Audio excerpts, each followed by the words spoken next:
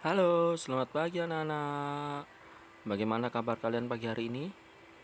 Bapak selalu mendoakan semoga kalian tetap sehat dan selalu dijauhkan dari segala macam penyakit. Amin. Oke, di pagi hari ini di pelajaran PJO ini kita akan melanjutkan pembelajaran kita di pelajaran 8 tentang senam ketangkasan. Tapi sebelum kita lanjut, baiknya kita berdoa dulu agar pembelajaran kita berjalan lancar dan kita mendapat ilmu dari apa yang kita bahas pagi hari ini. Baik, berdoa menurut agama dan kepercayaan masing-masing untuk mulai pembelajaran. Mulai.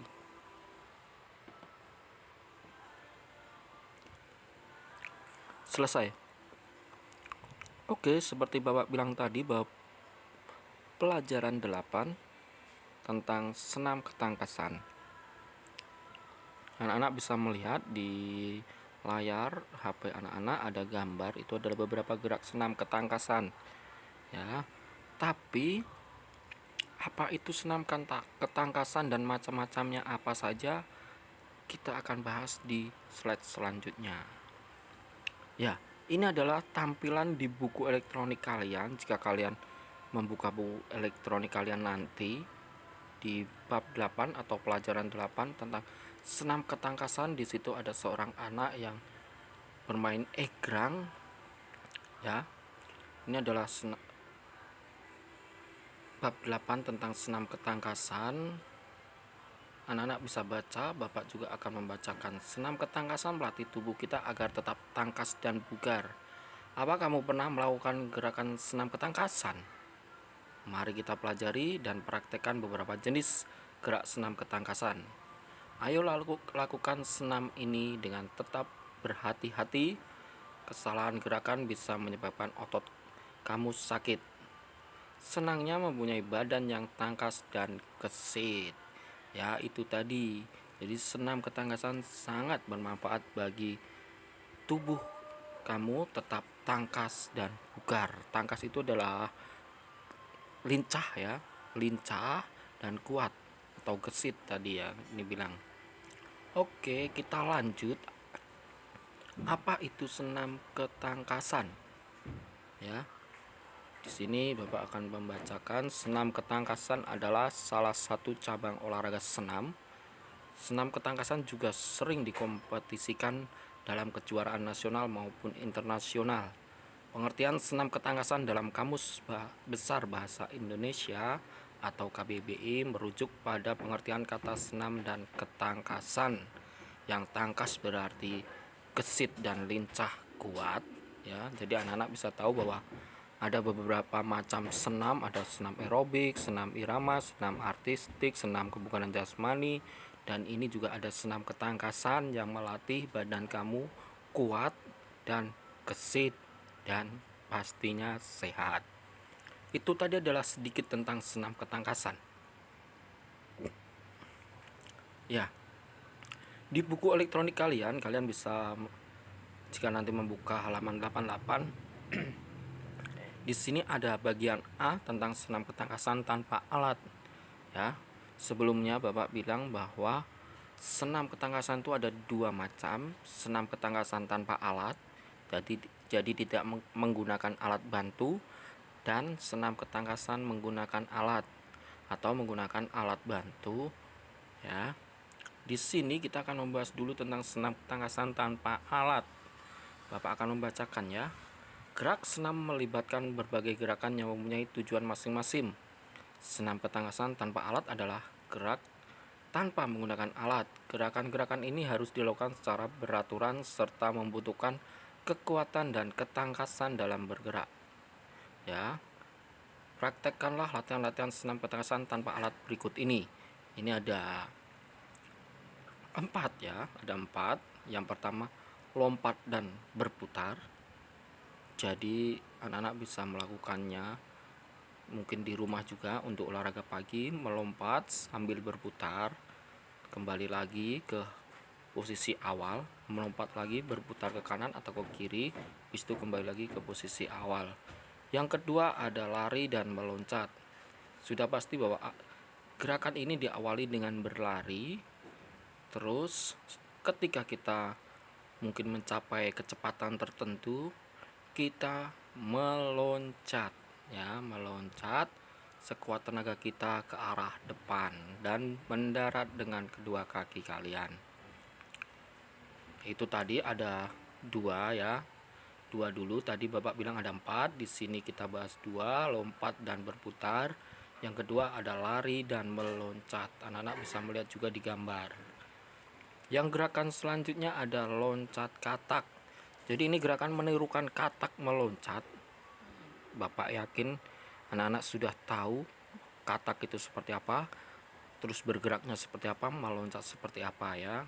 Yang pasti jelas posisi awal kita jongkok seperti katak, habis itu kita meloncat ke depan. Ya, meloncat ke depan lagi. Biasanya dilakukan 3 kali sampai 5 kali loncatan. Ya. Yang keempat ada lompat berputar 180 derajat di udara. Ya, ini sama seperti yang pertama tadi. Cuma kalau yang pertama ini kita meloncatnya tidak berputar penuh, ya. Kalau yang keempat ini kita meloncat dengan berputar penuh. Tapi bedanya yang tadi diawali dengan berdiri, di sini diawali dengan berjongkok. Jadi posisi awal jongkok, terus kita dorong tubuh kita ke atas sambil meloncat, sambil berputar. Ya, berputar. Terus kita mendarat dengan posisi dan hadapnya sama. Ya. Melompatlah sebanyak 2 kali, kemudian melompatlah setinggi-tinggi sambil berputar badan kamu di udara. Jadi ketika kita meloncat tinggi itu, kita usahakan badan kita berputar penuh sampai kita menghadap posisi awal tadi. Jika awal menghadap ke barat, jadi nanti untuk akhir pendaratan juga harus mendarat ke bagian menghadap ke barat juga, ya. Jadi itu berputar penuh. Yang B, seperti Bapak bilang tadi, ada senam ketangkasan tanpa alat dan dengan alat.